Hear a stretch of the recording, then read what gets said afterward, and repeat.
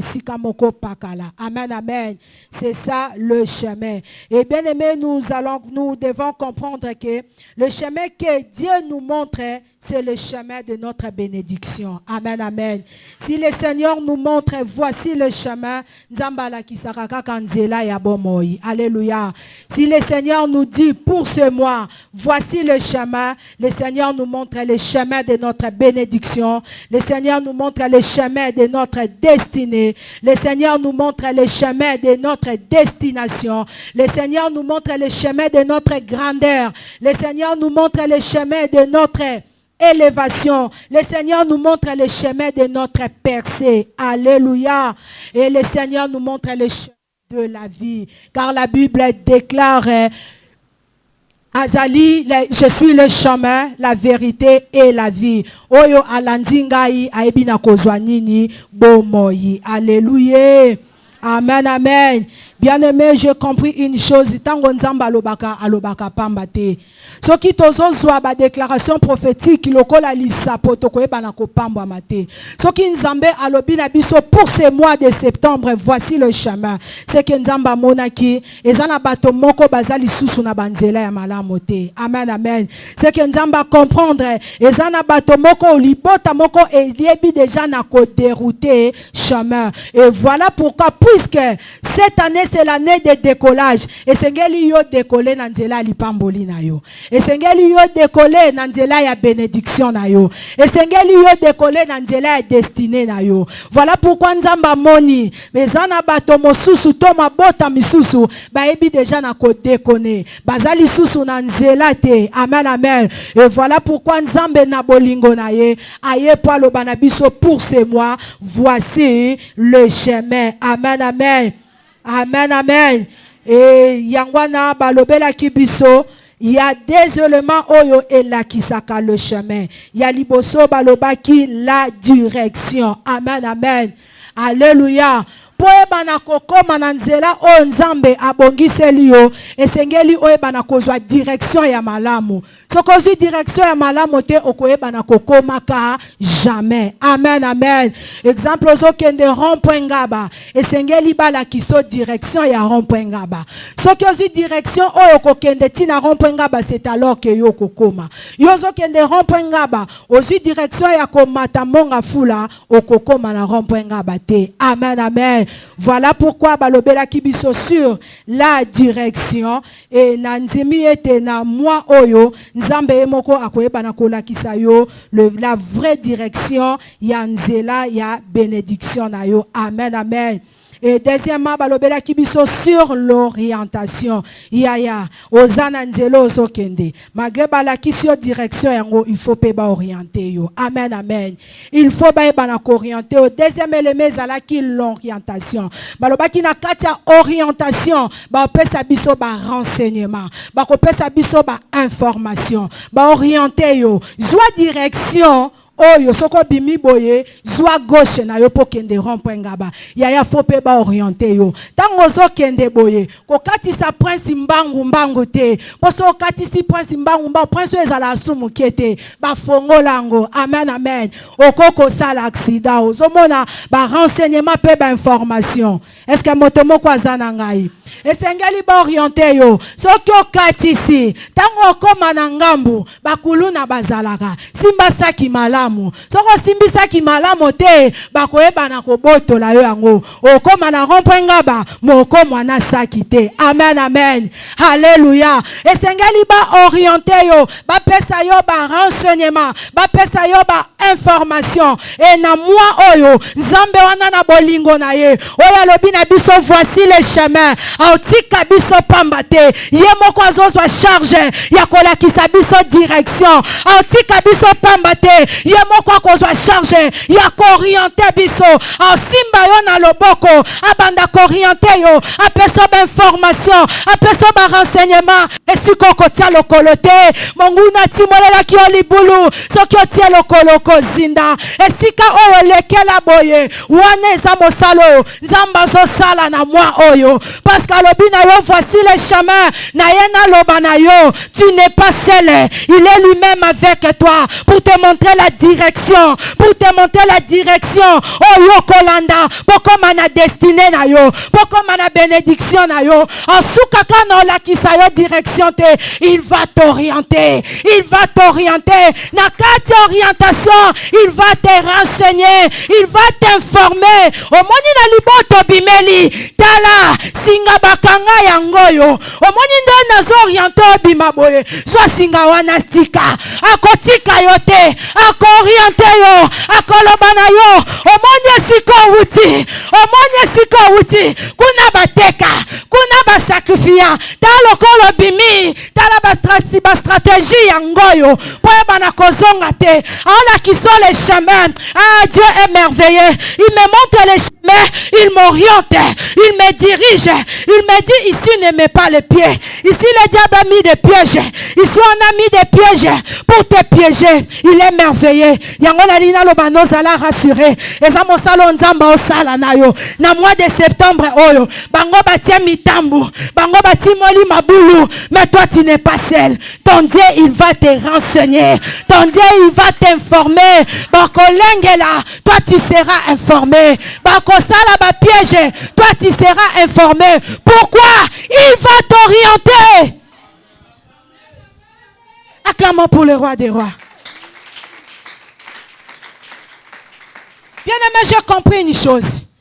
J'étais dans la prière. Seigneur, nalobani ni pona peuple na yo.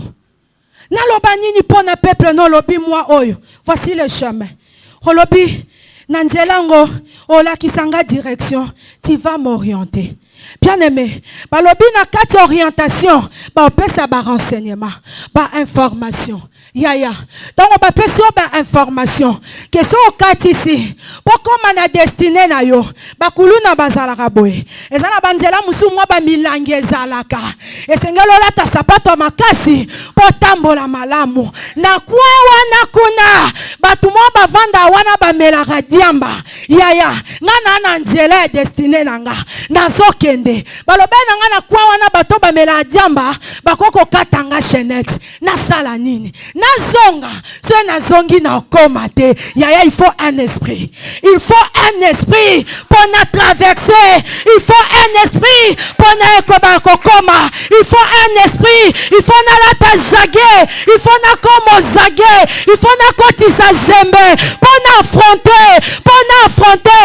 Et cet esprit-là, c'est l'esprit de la foi. Cet esprit-là, c'est l'esprit de la foi. Et ce matin, je vais parler de la force de la foi sur les chemins, de la force de la foi sur les chemins. Na sakoli likolo motomoko na lobi na yo sala concentré après matin ya tongo lelo okobima ndongo kota kite. Tu recevras un esprit et cet esprit là c'est l'esprit de la foi. C'est l'esprit de la foi. On peut permettre na yo o bangate. Et cet esprit là c'est l'esprit de la foi. On peut permettre yo o banako avancer. Cet esprit là c'est l'esprit de la foi. On peut permettre yo o banako continuer. Et cet esprit là c'est l'esprit de la foi. On peut permettre yo o banako koma. La foi bannit la peur. La foi bannit le panique. Molimo kozona tongo lelo ekolongola yo molimo kobanga. Molimo kozona tongo lelo ekolongola molimo panique. Molimo kozona tongo lelo ekozala énergie na nzela wana. Ekozala ba capacité na nzela wana. Et tu auras cette force. La force d'avancer. La force de continuer. Et toi tu arriveras. Je déclare. Nasakoli kola motomoko. Toi tu arriveras. Toi tu arriveras. Après matin à tongo lelo. Tozo yamba esprit de la force. Ouais qu'on permettre souka na nzela te. Ouais qu'on permettre na souka na nzela te. Je déclare tu arriveras. Je déclare tu arriveras. Si ma monima nona konzima. Lobana et tu arriveras. Tu arriveras. Tu arriveras. Alléluia. Nous arriverons. Par la grâce de Dieu. Nous arriverons. Dieu est merveilleux. Alléluia. Betela nzambe mabokoko.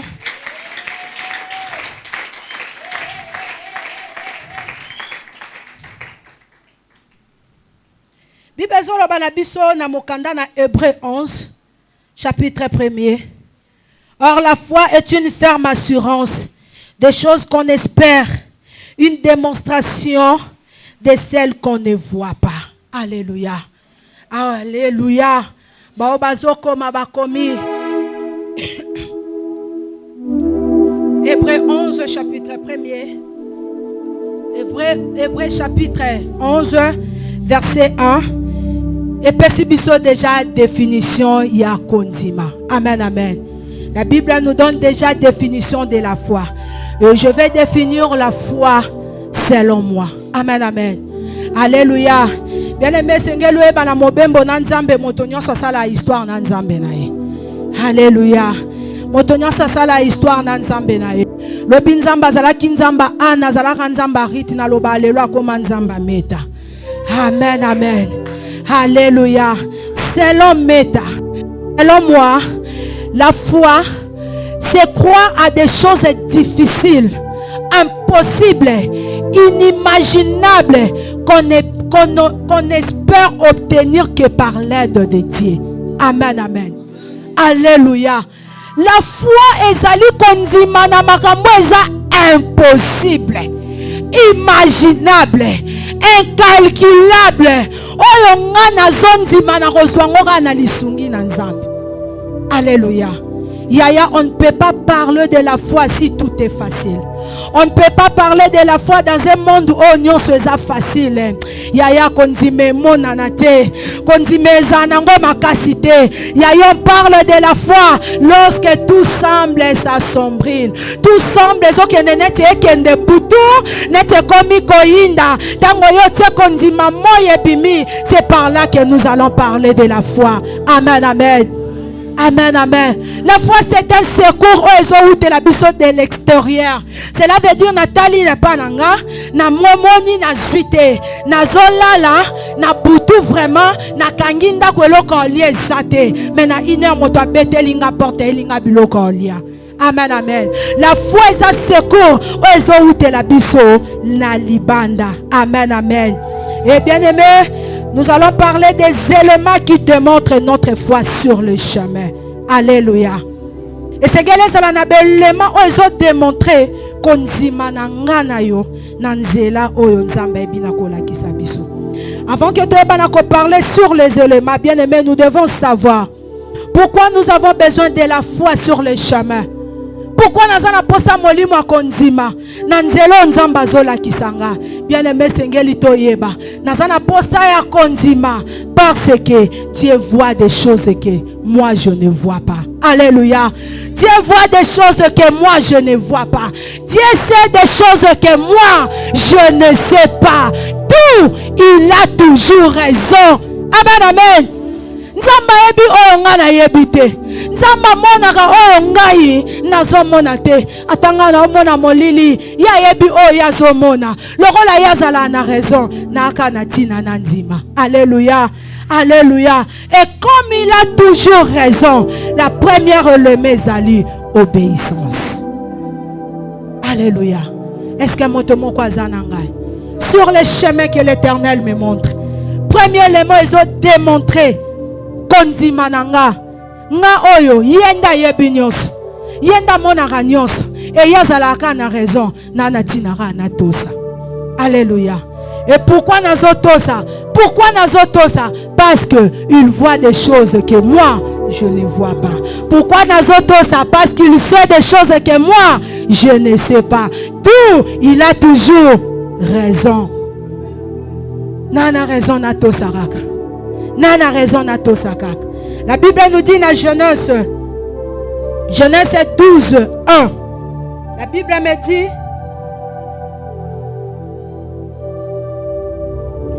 Bible zoloba Dieu dit à Abraham, Genèse chapitre 12 verset 1er. Zambalobi na Abraham quitte la maison de ton père. Amen, amen. Alobi na Abraham quitte. Bien-aimé, Namitoni, quitter pour aller où? Quitter pour aller où? Nzambenda yebaka nyonso. Nzambenda yebi onga na yebite. Nzambenda monaka oyo onga na monaka te. Quitter d'abord pourquoi? Pourquoi d'abord quitter? Pourquoi d'abord quitter? Nzamba lobi na ye, quitte. Et azo quitter pour kende wapi? Yaya. Nous devons comprendre dans la foi, il y a des instructions on nzamba kopesa yo. Il y a des instructions on nzamba akopesa yo et sengeli na yo otosa. Alléluia. Dans le domaine de la foi, il faut tous en avoir instruction en Zambé. Le Seigneur a dit d'Abraham de quitter. Et Abraham a quitté. A quitté a habité pourquoi? A quitté a habité dans un wapi. Mais il a obéi pourquoi? Parce que Dieu sait des choses que moi je ne sais pas. Il a obéi pourquoi? Parce que Dieu voit des choses que moi je ne vois pas. Comme il a toujours raison dans sa nini. Natosa. Amen, amen. Ya tosa. Peut-être nzelo yo zali le Seigneur esi alobaki na yo longwa na nzela wana eza nzela lipamboli na yo te mais yo ndozotosa te. Amen, amen. Amen, amen. Nalobi soki nzamba zola kisa biso nzela c'est parce que moni banzelo tozali ezali déjà tobungi ou bien tozana ba vrai chemin à destiné la biso te. Et le Seigneur nous dit de quitter yonde matoi mangongi ozoyoka te. La Bible nous dit dans Deutéronome 28 si tu obéis, si tu obéis à la voix de l'Éternel et tu mets en pratique ce que je t'ai prescrit maintenant, c'est alors que tu auras la bénédiction. C'est alors que je te donnerai la supériorité. C'est alors que tu seras élevé. Yaya, tu veux être élevé. Tu veux arriver. Nanzela ya destiné na yo. Tu veux arriver dans ta bénédiction. Commence d'abord à obéir. Commence d'abord à obéir. Nzelo zolandana est-ce que Zanzela li pamboli na yo? Est-ce que tu es sûr? Tu es sûr là où tu es? Là où tu es. Et ça vraiment, c'est là l'ipamboli na yo. Pourquoi ozokoka koto sans embêter? Oh, la Bible nous dit si tu obéis, c'est alors que tu auras la supériorité. Ozokoka koto sate. O kokotika kindo kite. O kokotika lisumute yaya tike kobo. Tikaka kosepela. Voici les chemins. Nzela ngonzamba la kiso ezanzela bomoi. Ezanzela vérité. Et c'est ngolo longwa place ozane ezanzela ya kufa. Longa na kati ya lisumu, c'est alors que okota na nzela bomoi. Ozokoka kotika te. Ozokoka ko abandonner te. Papa deuxième bande. Ozokoka ko bima na deuxième bande te. Est-ce que tu es sûr na deuxième bande wana yo zali eza vraiment nzela lipamboli na yo? Est-ce que tu es sûr na deuxième bande wana yaya eza sengwa lelo eza lobité? Si tu veux le chemin de la gloire, le chemin de la grandeur, le chemin du repos, le chemin de la vie, quitte. Quitte, bien-aimé. Les soumons comme biso lokole lamba na nzoto. Ozokoka te. Tozo salela nzambe neti na mwa neti nzamba koma mwa classe na biso. Neti mwa classe na biso. Amen, amen. Oye moko na présence nzambe tango bima nyonso etikali na porte. Obengi muninga te okufela wapi? Lelo wapi kapele? Obenga ki déjà. Aloba nyinyo ya lelo to tetuka. Hey.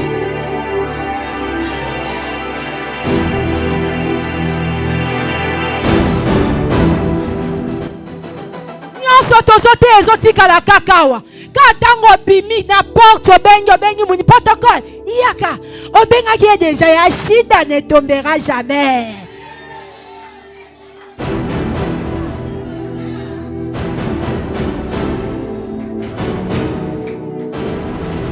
Seng na ban.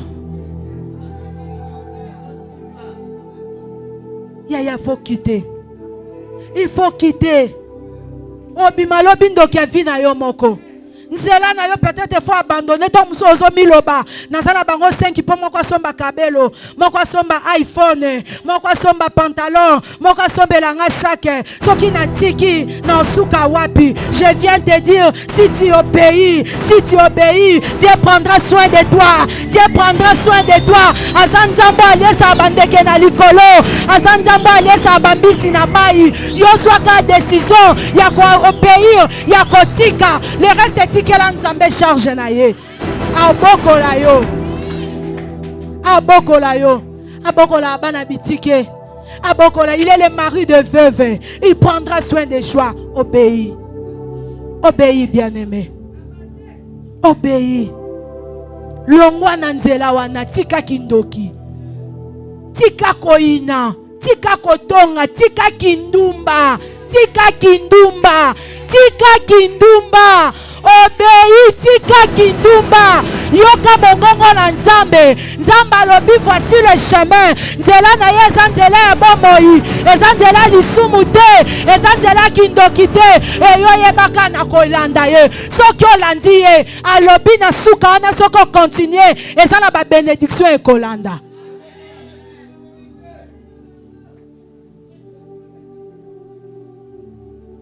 Obéis, bien-aimé. Obéis. Et deuxième élément, où ils ont démontré qu'on dit malangai, c'est croire de manière aveugle. Amen, amen. C'est croire de manière aveugle. Bibezolo banabiso na Romains 4, 17.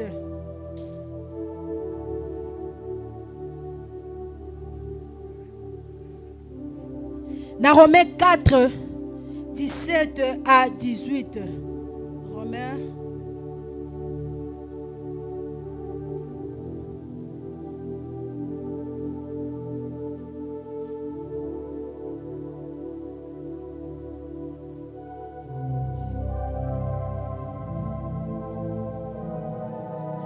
Romains 4, 17 à 18. Je t'ai établi père d'un grand nombre de nations. Il est père devant celui auquel il a crié. Dieu donne la vie aux morts et qui appelle les choses qui ne sont point comme si elles étaient. Espérant contre toute espérance, il crie en sorte qu'il devint père d'un grand nombre. Amen, amen. Abraham espéra contre toute espérance. Amen, amen. Croire de manière aveugle. Croire de manière aveugle. Nanzela mobembo nanzambe. Yaya loko ekolakisa. Kondima nanga. Yaya croire de manière aveugle. Ata oyo mona. Eza onzamba lobi na yote. Toi crois seulement. Toi crois seulement. Bibezoloba. Abraham, il a crié contre toute espérance. Yaya, dans ce temps-là, tant onzamba zoloba na Abraham. Okokoma tata bikolo belé. Abraham vina nous âge na yemoko. Et ça déjà contre espérance. Amen, amen. On permettre jamais anzima. Atali no âge na ye moko, et ça déjà contre espérance. Atali âge à moi si na ye, et ça déjà contre espérance. Amen, amen. Et na tango wana, et ça là na moto moko ta komaka na âge wana, aebaka na kobota. Alléluia. Oh peut-être Abraham kokai kotala, alobi esape témoignage ponanga ou prophétie ponanga na eba na kolanda. Na tango wana témoignage a bongo ezala kite. Donc Abraham a crié de manière aveugle. De manière aveugle. Le kola nzamba lobi na nga na kokoma. C'est que na kosala nini. Na kokoma. Na chemin yaya. Na mobembo na nzambe. Il faut croire de manière aveugle. De manière aveugle. Ata ozomona. Onazomona. Eze yangote. Moi je crois seulement. Pourquoi je dois croire? Parce que lui, il sait ce que moi je ne sais pas. Pourquoi je dois croire? Parce que lui, il voit ce que moi je ne vois pas. Tout, il a toujours raison. Et Seigneur, il n'a pas la nini. Nanzi makaka. Amen, amen. Na Juge 16, 28. Bibezo bete abiso lisolo Samson. Yaya na tangi verso na oki malili na nzoto. Croire de manière aveugle. Samson ayebi na ko dévoiler secret na ye. Bakati yesuki. Babomi ye misu. Samson a commis impuissant. Samson a commis joué par ba Philistin. Amen, amen. Batie na temple. Bazo sakana na ye. Bakomi si ye joué. Mais Samson na eta awana. Oyo banguna na ye bazo se monke na ye. Banguna ne bazo beta ye. Mususu abeti ye boya ya misu emonate. Mais Samson est na zoloba. Seigneur, donne-moi encore de la force. Na ye bana kolonga banguna nanga. Hey, quel niveau condiment. Quel niveau condiment. La foi aveugle. Yaya même si on lui donnait de la force, lui qui ne voit pas, même si on lui donnait de la force, a kolonga banguna ndengeni. Amen, amen. Akolonga bango ndenge nini. Croire de manière aveugle. croire de manière aveugle. Sûrement Samson atali alobi ata nazomona te. Ata nazomona te le même Dieu. Oya pesa nga makasi ya ko écraser ba lion, ya ko boma bango. Seigneur, na ondi mela kaka yo. Na ondi mela kaka yo zanzambo sundola kate. Ozanzambo sundola kate. Ozanzambo obwaka kate. Quoi de manière aveugle. Yaya Shadrach, Meshach, Abednego. Roi Nebuchadnezzar. Aibisi bango bagumba melaye. Amen, amen. Bagumba melanzambe na bango. Shadrach, Meshach, Abednego. Batali roi. Balobi na ye non. Yaya tala niveau. Ya kondima. La foi aveugle. Yaya fatia telemelio. Basodane batelemiboe. Batie petala. Oibi makambana totanga ango na Bible. Alléluia. Totanga ango na Bible. Fatia teleme atie minduki. Alobi na yo lala na se. Amen, amen. Bangusanga sapato. Yaya, tala niveau konzima. La foi aveugle. Donc la foi aveugle, elle est koloba, moto alongoli miso na ce qui est naturel. Il ne regarde que le surnaturel. La foi aveugle, moto abosani situation na ye, abosani condition na ye, abosani esika zali, aotalela ka nzambe. Amen, amen. Alléluia. Alléluia. Yaya na mobembo na nzambe. Zala na konzima bongo. Kanga miso na oezo ko entouré yo. Kanga miso na oe koko lembisa konzima na yo. Kanga miso. Shadrach, Meshach, Abednego. Batali roi balobi. Togumba mela yote. Togumba mela yote. Roi lobi. Soki bogumba meli. Nzambo ngana na kisibino te. Na obwaka bino na moto. La foi aveugle. Batali e balobi. Nzambo tosale laka. Il est capable. Il est capable. Même na kati ya moto. Même na kati ya moto. Akomisa biso pe ba moto. Yala la foi aveugle. La foi aveugle. Eza muto abosani nature na ye. Akoti na kati ya monda molimo. Alobi sebo bomanga. Nzambe na nga kufaka sekwa. Alobi sebo boka nga na mai. Nzambe na nga na kati ya mai. Aza mai na bomoi. La foi aveugle. Aza moto abosani nature na ye. Alobi sebo boka nga na mopepe. Nzambe na nga zwa natira mopepe. Alobi sebo sundola nga na zamba. Na kati ya zamba nzambe na nga za nzete na bomoi. Na kati ya bankosi kuta za nkosi na Yuda. Alléluia. La foi aveugle. La foi aveugle. La foi aveugle. Yaya, tu dois croire de manière aveugle. Pourquoi? Parce que nzambe nde conducteur à bomoi na yo. Alléluia. Alléluia. Na mobembo na nzambe sur le chemin là. Tu dois croire de manière aveugle. Parce que na nzela, nzambe ne conducteur à bon moïna yo. Na chaque nzela zana ba itinéraire nango. Alléluia. Chaque nzela zana ba itinéraire nango. Eza lokolo okende zandu. Itinéraire mususu ezala nzela université, itinéraire mususu ezala nzela ya bypass. Amen, amen. Ngana matika na mutuka. C'est lui qui me conduit. Yenda ebinzela zo memanga. Soko memanga nzela bypass ezaka ye. Soko memanga nzela ya université ezaka ye. Menga, je dois croire de manière aveugle que je vais arriver. Je vais arriver. Itinéraire est alingate. Itinéraire est alingate. Yaya peut-être soko le botala itinéraire au kolemba. Ezala ba itinéraire mususu. Soko bandi okende. Ezala fo sono moi tinel. Ezala fo okaita moi terrassé. Yaya peut-être na nzela ya destiné na yo itinéraire eza moi tinel e peuvent sengele ezala. Yo za poso tambola kana grand route. Oh yo koti na tinel. Na lina loba na moto moko likambo zo traverser. Peut-être au continent na tinel la destination na yo. Peut-être aux Andes na tinel. O tala baninga moninga za na grand route. O tambola leze. O kende malamo. Moi je viens te dire peut-être yo za na itinéraire. Peut-être yo zali na kati ya tinel. So bimi na tinel wana liboso nzela monene zali. Ah na osakola pona yo yaya. Kolembate. Je viens t'encourager. Oza na tinel. So bimina tinel, grand route ezali, grand route ezali.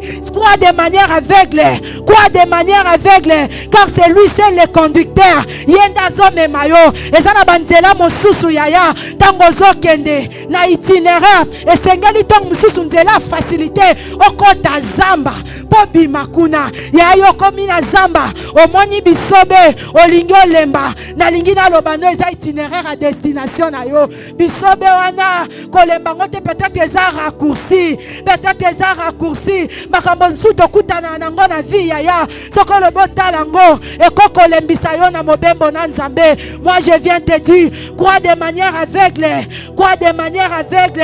Pourquoi? Parce que lui-même, il est le conducteur, il est le conducteur. Nzambo azo conduire yo, akoeba na kotika yo te, bana Israël, boba bima na kati ya Egypte, nzela mukuse ezalaki, amen amen, nzela mukuse osengalaki basala 3 jours, mais c'est pas ça qui na ye, basala 40 ans, et c'est pas ça qui na ye, basala 40 ans yaya, ezalaki batinel, ezalaki bazamba, o nzamba lekisaki bango, na lingi na loba na yo, na nzela wana, peut-être yo pe, o se retrouver, na minute o paso la zamba.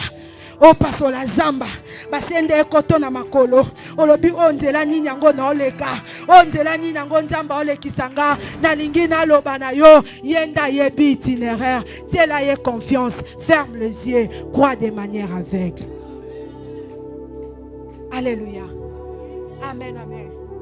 Pourquoi je dois croire?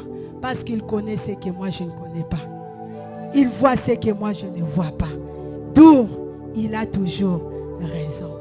Amen, amen. Et troisième élément, yaya, c'est le goût du risque. Amen, amen. Le goût du risque.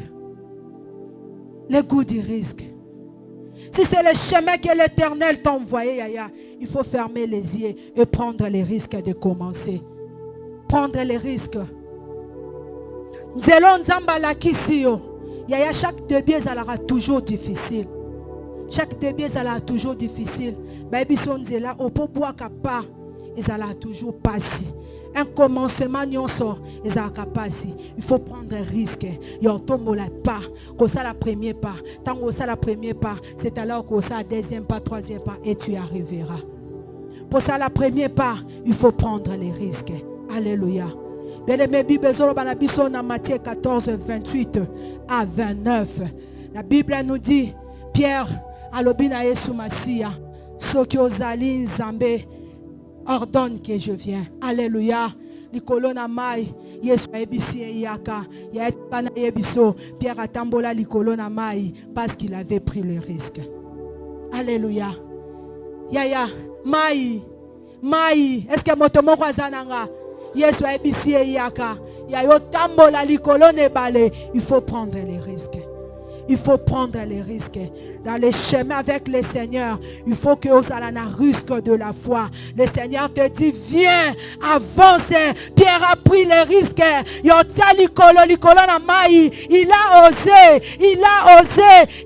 osé. Naena lobanayo, yaya prend les risques. Il faut risquer ta foi. Ceux qui ont risqué foi, yaya, okokomate, qui ne risque rien, n'a rien. Yaya, il faut risquer. Pierre a osé. Pierre a osé. Pourquoi toi tu ne oses pas? Nzamba lobaki na yo déjà. Nzela oneza yote. Nzela no yango, mais tu as peur de oser. Tu as peur plutôt de oser. Il faut prendre les risques. Prends les risques, yaya. Osombi moi terrain na yo. Obeti na machine na yo moko selon bozui na yo. Obina bandano ka na studio. Parce que na nangote yaya, prends les risques. Benga bato wana basala wana benga mabandai. Ba basala ba mabanda wana. O basala plan. Benga barsita ya ba betelanga premier niveau. Prends les risques. Amen amen. Prends les risques yaya, marambanzambe ya moko fo soit risque. Risque a kondimana na nzamba mbinga, na nzamba makoki nyonso, na mobembo yo, nzamba lobi na yo, année prochaine yo voyager. Prends les risques comme ça et ça passeport. On vendit, prends les risques yaya. Ozo économiser lobby et sengelo zelaka $5,000 pour bando luka terrain. Yayaka na 1000 wana nga na lobby na yo. Prends les risques. Telema lobby bando luka terrain. Telema lobby. Prends les risques bando luka. Okutana mutu musunga na yeba toteka lupangu. Papa biso atie vente, maman biso abela hernie discale. Alobi nana mbongo te sengel ba ki ko traité à l'étranger. Atie lupangu à vente. Alobi mutu ali boso aroya. Mbongo nyonso ya nango na ozwa. Mutu ali boso aroya. Mbongo akoya nango na ozwa po eza likambo ya soin. Ya lupangu $10,000, mutu ali boso ya na $2,000. Tozwa. Mutuana somba lupango nyongo. Amen, amen. Est-ce que vous comprenez que vous soit risque na makambanzambe? Est-ce que moto moko comprendre à cause soit risque na makambanzambe? Yaya prend les risques de commencer les affaires. Qu'est-ce que tu attends? Prends les risques, le risque de la foi. Je vais commencer. Nzambalobe nanga ne ofona sa la maison. Ngana luka maison. Et si kambonga garantie uta na yebite, mais na suis risque na banjo luka maison. Ya tango luka maison ba iso $500. Nzambe no en épreuve. Ne si kambongo uto yebate. N'est-ce pas il est écrit, celui qui nous appelle fidèle, c'est lui qui le fera. C'est lui qui le fera, ce n'est pas toi. Tika robeta mutour, wako sala AVC yaya. Mwana laka kufate mo kufio tike laka. Prends les risques. J'ai un grand Dieu, non bangate. Non bangate. Tele malobi yaya. Beta moi tout pena sendwe. Sala moi ba idée. Sala moi ba idée lula. Sala moi ba idée yaya. Tika vanda rara. Sala moi ba idée. Alors sa caso derrière sokoli beta tourna sendwe lula et peki samite oza moi ba idée sala na moi ba idée le risque de la foi oza mbongo na ngote mais yende mbongo na nga tuna ba pri oui papa bongo beta miso o tuni ba pri ozu ba idée. Donc ce n'a moi 2 balles non benda oyo. Ce n'a pas moi 3 non benda oyo. Ah Seigneur, nga c'est pas 3 balles, t'es na Seigneur il y a 5 balles. C'est lui qui le fera. Prends les risques. Prends les risques. Bibezolo ba Moïse na bana Israël. Baza ko avancer vers le désert. Baza ko avancer vers mer rouge. La Bible nous dit peuple Israël et babandi kolela. Yaya na kati ya désert. Liboso mer rouge. Amen, amen. Alléluia. Peuple wana batali David. Balobi na ye. Est-ce qu'en Égypte, place à Rokunda biso ezalaki te? Batombo ezangaki. O mema biso wapi? O kende la biso wapi? Moïse atali Nzambe. Nzambe alobi na ye. Dis-leur de continuer d'avancer. Yaya avancer vers où? Kamalonge bimakate mais yo lobi na histoire nanga na Nzambe na otika yete bien aimé na opesa témoignage oyo na belisa moi na 5 ans AVC yaya na utaka prière na utaka retraite de prière na zongi na mwana na ndako yaya na lali na butu na tongo na lamuka mwana salanga AVC yaya regarde le risque de la foi na utaki na prière na zongi na ndako mwana sali AVC na telemi na lobi na ozonga sous na prière. Amen, amen. Et qui melona nga liboso c'était la prière na zonga ka sous na prière na lopango tovandi basekinga balobi na komaka prière na mwana obela olena mema mwana na hôpital na memi mwana na prière yaya soki nga mope na bomoto na kokai koloba komana uti na nza mwana na prière na zongi mwana abeli ngai yaya or nzamba lingaki asale loko moko na lingi na loba na moto moko makambu mususu ekomela biso na vie ba problème mususu yela ka biso ba souffrance mususu to traversaka na vie yaya yaka po boma biso te plutôt yaka po faciliter biso et yaka po faciliter biso tango na zongaka nde papa yaka kolandanga tango alandinga dans la prière nde toyoka ainsi par l'Éternel Guilé Bokemo à partir d'aujourd'hui na bengi yo mosali nanga nalingi naloba na moto moko yo moto zo traverser ba zube yo moto zo traverser ba situation difficile nalingi naloba no eye po boma yo te eye po boma yo te toi comprends seulement prends les risques à kokanga mananzambe prends les risques à kokanga mananzambe lo bebeba e bebelanga e yinda e yindelanga Yesu nazano kaka Yesu nazano kaka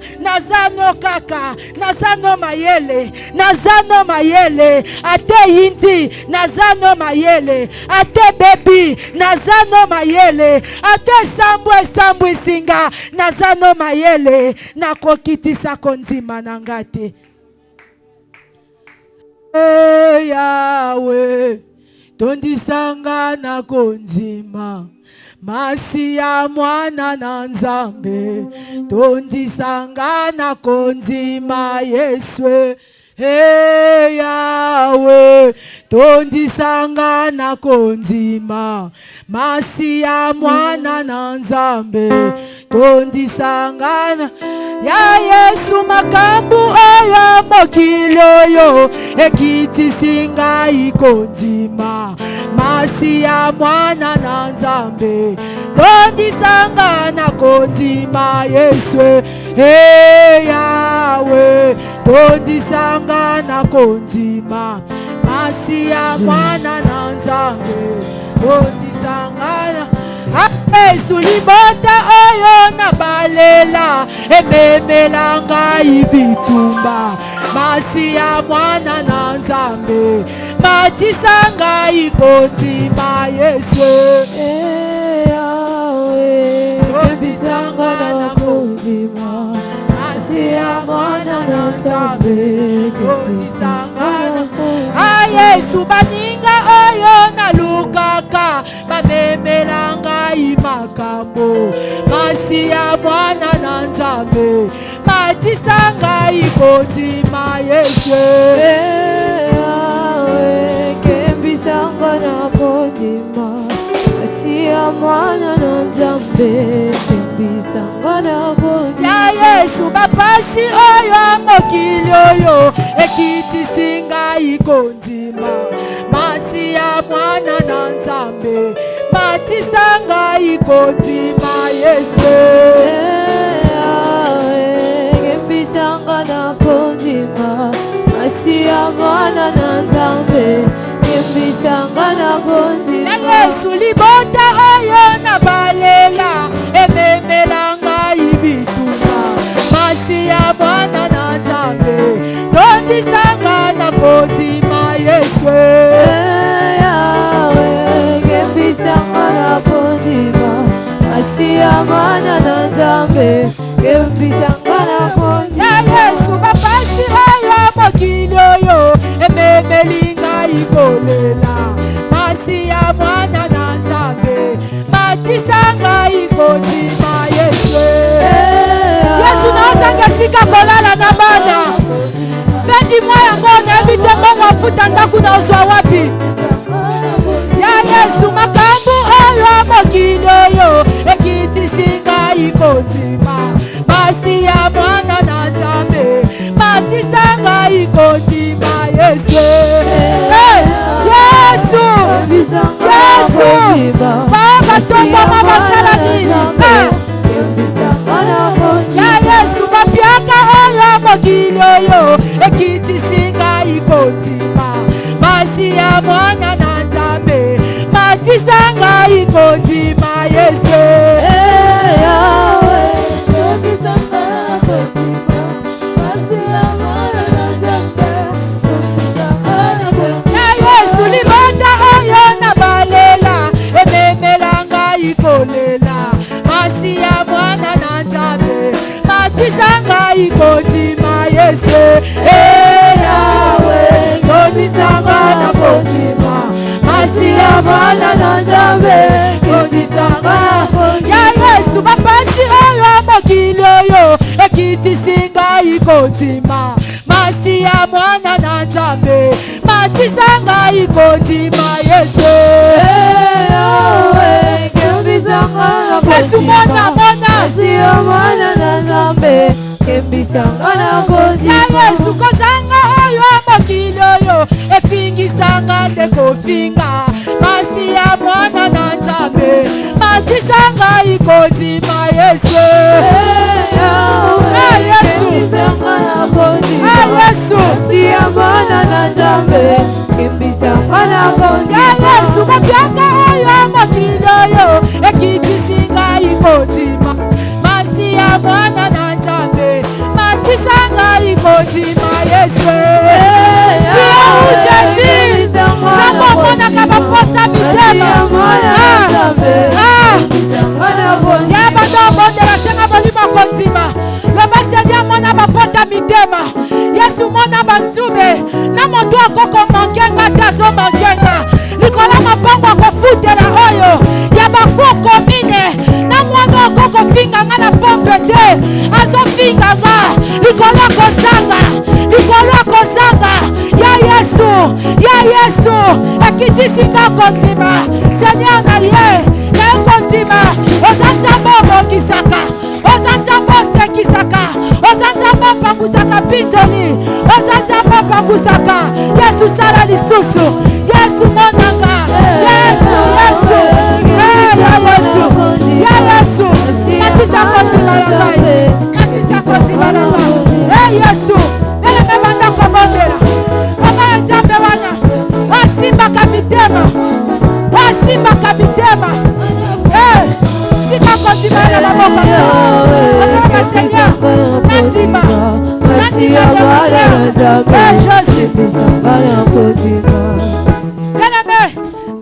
bisa biso lisola David abomi alingi mwasi asoda na ye asuki wana te abomi ye lisusu epesi Nzambe kanda atindi mosakoli akoloba na ye babeti lisolo atuni ye soki moto moko asali likambo boye Nzambe asala ye nini David azongisi alobi esengeli baboma ye bayebisi eme mutu wana epai yo nasepeli na réponse à David alobi na préféré nakendela nga na maboko na Yesu na bwaka